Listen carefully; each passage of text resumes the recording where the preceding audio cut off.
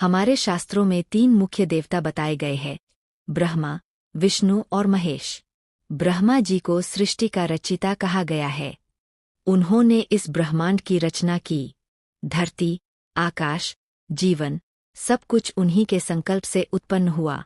लेकिन क्या आपने कभी सोचा है, जब शिव और विष्णु के लाखों मंदिर हैं, तो ब्रह्मा जी की पूजा क्यों नहीं होती?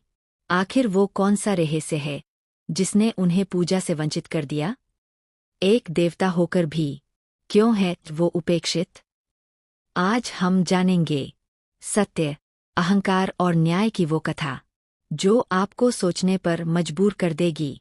क्योंकि यह सिर्फ ब्रह्मा जी की कथा नहीं, यह है सत्य और झूठ के संघर्ष की अमर गाथा।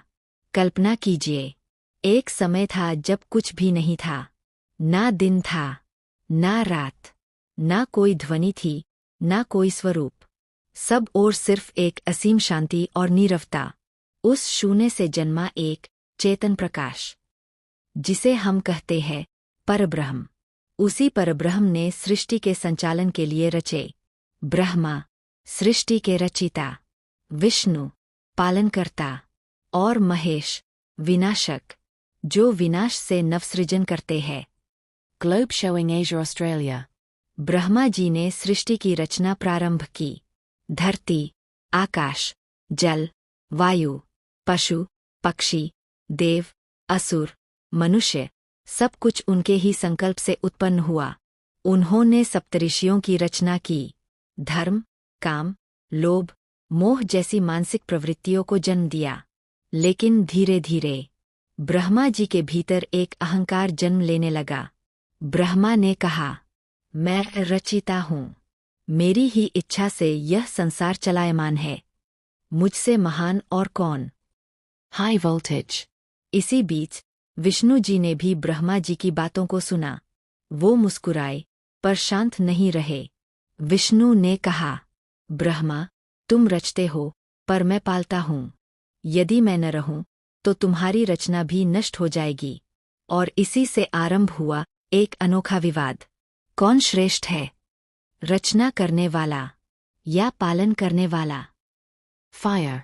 जब दोनों देवताओं के बीच यह विवाद तीव्र हुआ, तभी आकाश से प्रकट हुई एक अद्भुत अग्निशिखा, एक अनंत ज्योतिर्लिंग। वह ज्योतिर्लिंग था स्वयं महादेव शिव का स्वरूप, परब्रह्म का तेज, अनंत, असीम, अक्षय। शिव ने कहा, यदि तुम दोनों स्वयं को श्रेष्ठ समझते हो, तो एक परीक्षा दो। ब्रह्मा, तुम इस स्तंभ का शीर्ष खोजो। विष्णु, तुम इसका मूल ढूंढो। डव। ब्रह्मा जी हंस वाहन पर सवार होकर ऊपर की ओर उड़ चले, और विष्णु जी वराह रूप धारण कर पाताल की गहराइयों में उतरने लगे। समय बीतता गया, युगों के युग बीत गए, पर कोई अंत न मिला। विष्णु ने कहा, हे प्रभु शिव, मैं असमर्थ हूँ। इस स्तंभ का मूल अंतहीन है। आप ही परम है। ब्रह्मा थककर रुकते हैं। उन्हें ऊपर कोई शिखर नहीं मिलता। परंतु ब्रह्मा जी सत्य स्वीकारने को तैयार नहीं थे। उनका अहंकार अब उनके विवेक पर हावी हो गया था। Cherry blossom.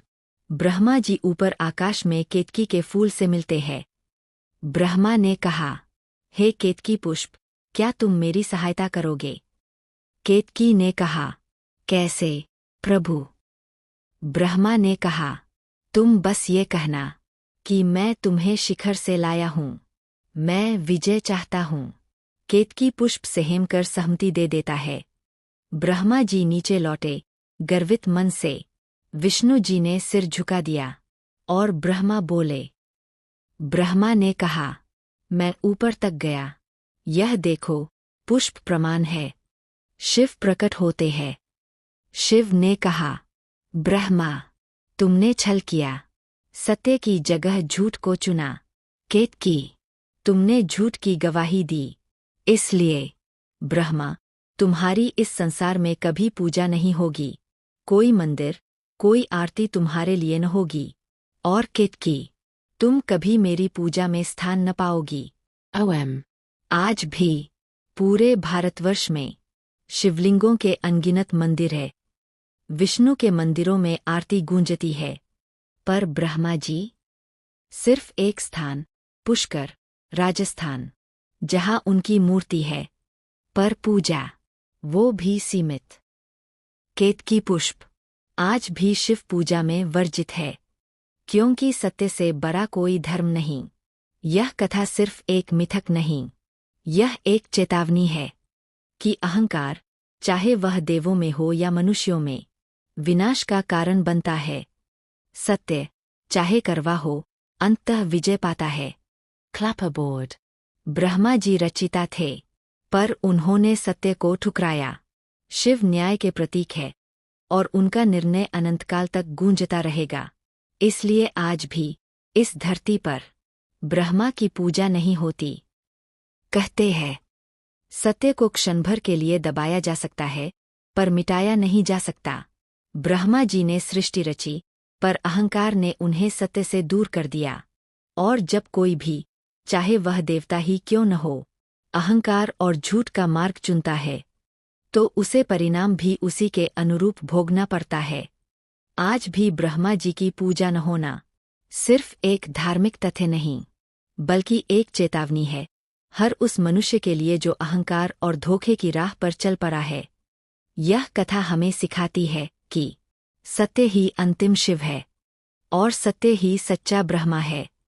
अगर आपको यह कथा भावनात्मक और प्रेरणादायक लगी हो, तो इस वीडियो को जरूर शेयर करें, लाइक करें, कमेंट करें, और ऐसे ही और पौराणिक रहस्यों के लिए चैनल को सब्सक्राइब करना न भूलें। जय श्री हर हर महादेव।